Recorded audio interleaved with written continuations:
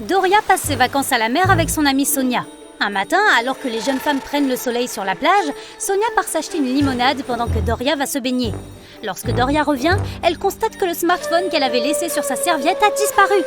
Elle demande à l'homme qui est installé à côté s'il a vu quelque chose. « Non, j'ai dormi pendant tout ce temps. » À ce moment-là, Sonia revient avec sa limonade. Elle regarde autour d'elle et comprend immédiatement où est passé le téléphone de Doria. Où est-il passé ?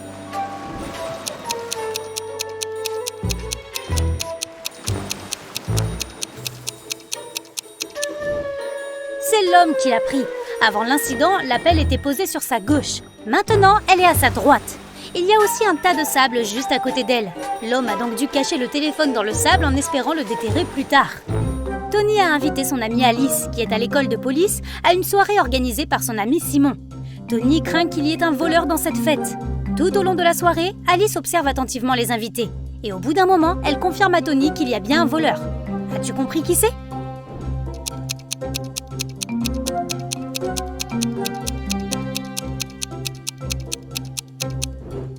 Ce n'est autre que l'hôte, Simon. Au début de la soirée, un des invités avait une montre au poignet. Et cette femme avait un magnifique collier. Mais à la fin de la soirée, la montre était au poignet de Simon et le collier dans un pot de fleurs. Le détective Charlu marche dans la rue lorsqu'il entend un bruit de verre brisé. Il regarde autour de lui et voit une foule se rassembler près de la vitrine cassée d'une bijouterie.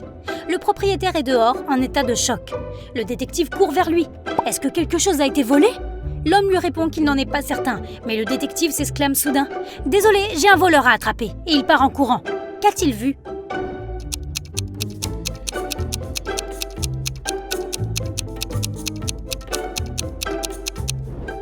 La vitrine de la bijouterie a juste été brisée pour faire diversion. Les gens n'ont ainsi pas vu le voleur prendre le portefeuille de l'homme en chemise. Au début, le portefeuille était dans la poche de cet homme, et maintenant, il est dans la main du voleur qui s'enfuit. La police soupçonne depuis longtemps M. Lafleur d'être un contrebandier qui transporte des objets illégaux sur son yacht. Un jour, les officiers ont la certitude que la cargaison qu'ils recherchent se trouve à bord. Plusieurs agents se présentent avec un mandat de perquisition sur le port où est amarré le yacht de M. Lafleur. Ils fouillent le bateau de fond en comble mais ne trouvent rien. M. Lafleur ricane en les voyant partir, mais soudain, le plus jeune des policiers s'exclame « Je sais où est la cargaison !» Qu'a-t-il compris ?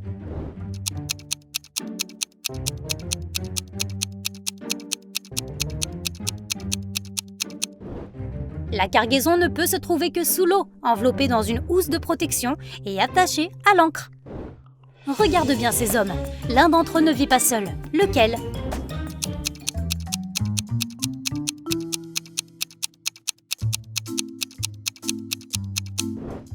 L'homme de droite. Il a 2 brosses à dents. Justin, un riche homme d'affaires, apporte des documents très importants à son bureau. Mais il a une réunion et doit s'absenter pendant plusieurs heures. Il demande à sa secrétaire de surveiller attentivement toute chose suspecte. Des concurrents pourraient essayer de s'introduire dans son bureau pour consulter ses documents.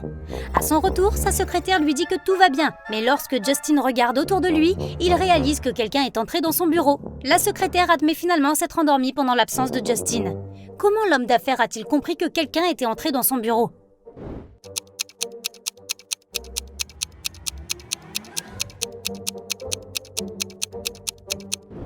Le globe terrestre posé sur son bureau est maintenant tourné dans la direction opposée. William, un autre homme d'affaires, dîne dans un restaurant chic. À un moment, il sort pour passer un appel téléphonique. Lorsqu'il revient, sa mallette contenant de l'argent et des documents a disparu. Le voleur ne peut être qu'un autre client. Lorsque la police arrive, elle interroge toutes les personnes présentes dans le restaurant. Karine dit qu'elle écrivait un nouveau chapitre de son roman. Paul dit qu'il faisait la queue pour aller aux toilettes. Donna avait déjà payé son café et mettait son manteau. Et Robert était en train de passer un appel vidéo avec sa petite amie. Il ne faut pas longtemps aux policiers pour découvrir qui est le voleur. Tu as deviné ?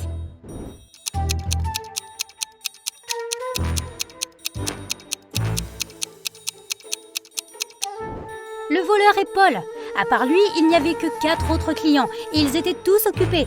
Comment pouvait-il y avoir la queue aux toilettes ? La police a été informée que l'un des criminels les plus recherchés du monde, Karl Douaner, allait venir dans le pays. D'après une information, il allait arriver en avion. Malheureusement, la police sait très peu de choses sur lui. Il est petit, il porte des lunettes et voyage sous une fausse identité. L'inspecteur Armand se rend à l'aéroport et arrête 4 personnes qui correspondent à la description. Il s'agit de Monsieur Lewis, Monsieur Renault, Monsieur Taylor et Monsieur Wilson. Regarde attentivement ces hommes et essaye de comprendre qui est le criminel.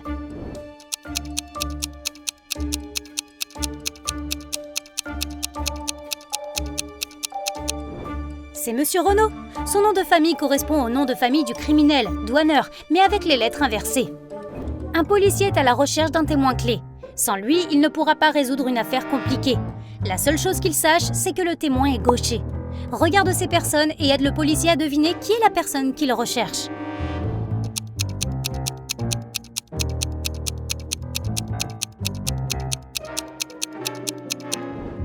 C'est la serveuse. Elle tient le plateau dans sa main droite. Elle sert donc les gens avec sa main gauche, sa main dominante.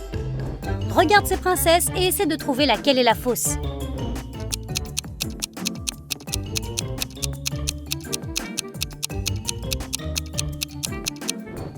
C'est celle de droite. Les diadèmes de la princesse de gauche et de celle du milieu brillent. On peut donc deviner qu'ils sont faits de métaux précieux. Mais le diadème de la princesse de glace ne brille pas. Il est donc en toc. Un homme d'affaires arrive à son bureau après un long voyage et il découvre que des documents importants ont disparu. Il appelle immédiatement la police et un détective arrive. Après avoir interrogé tous les employés, il obtient une liste sur laquelle figurent 3 suspects.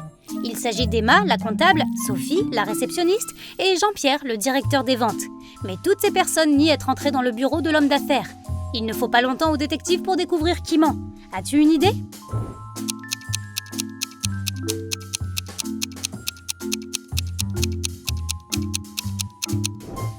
Le voleur est Jean-Pierre. Les 2 femmes portent des talons hauts, mais les traces de pas sur le sol ont manifestement été laissées par une paire de baskets. Une vieille dame appelle la police pour signaler que quelqu'un s'est introduit chez elle pendant qu'elle dormait. L'intrus a volé l'argent qu'elle gardait caché dans le placard de la cuisine. La femme est certaine qu'il s'agit de l'un de ses voisins. La police leur rend donc tous visite, mais tous affirment avoir passé la journée chez eux. Regarde leur maison et essaye de deviner qui est le voleur.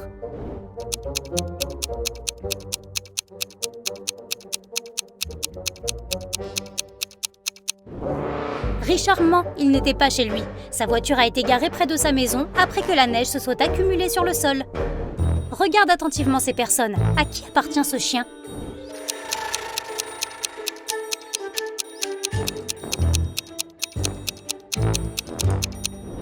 Le propriétaire du chien est l'homme du milieu. C'est le seul qui n'essaie pas de caresser l'animal. Peux-tu dire combien de pastèques il y a sur cette image ?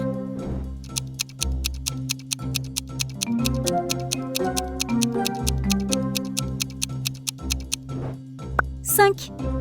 Gladys a raté son interro de maths. Heureusement, sa prof est compréhensive et elle lui propose un marché. Si elle résout 3 énigmes, elle aura une bonne note.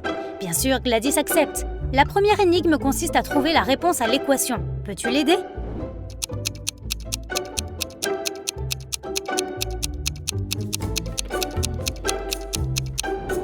La réponse est 232.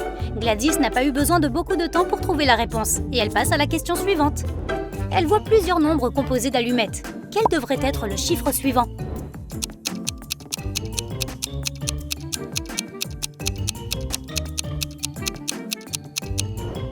Ce doit être 1. À chaque nouveau chiffre, le nombre d'intersections diminue de 1. Et enfin, la prof donne à Gladys plusieurs boules de billard. Utilise seulement 3 d'entre elles pour rendre cette équation exacte. En quelques minutes, Gladys trouve comment faire. Sais-tu ce qu'elle a fait ?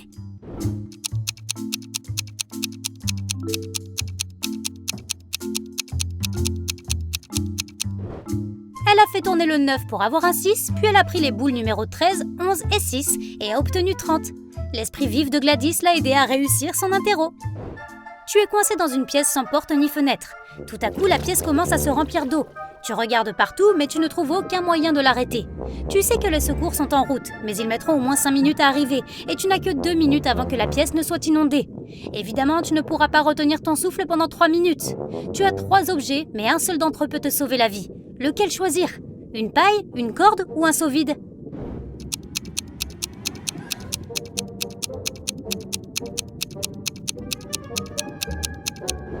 Tu devrais prendre le seau, mets-le sur ta tête. Cela créera une poche d'air et tu pourras respirer pendant quelques minutes jusqu'à l'arrivée des secours. Tu es perdu dans le désert. Il fait déjà nuit, mais le clair de lune illumine les environs. À un moment, tu aperçois une tour, mais un méchant sorcier regarde par la fenêtre et te dit « Si tu veux sauver ta vie, résous mon énigme. Tu dois deviner la hauteur de cette tour. » Tu regardes autour de toi, mais tu ne vois rien d'autre que des branches d'arbres cassés. Tu as aussi une montre à ton poignet et tu peux voir ton ombre. Comment faire pour calculer la hauteur de la tour?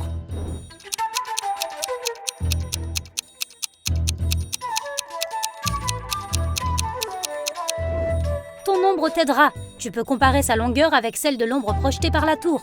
Ensuite, puisque tu connais ta taille, tu pourras calculer la hauteur de la tour.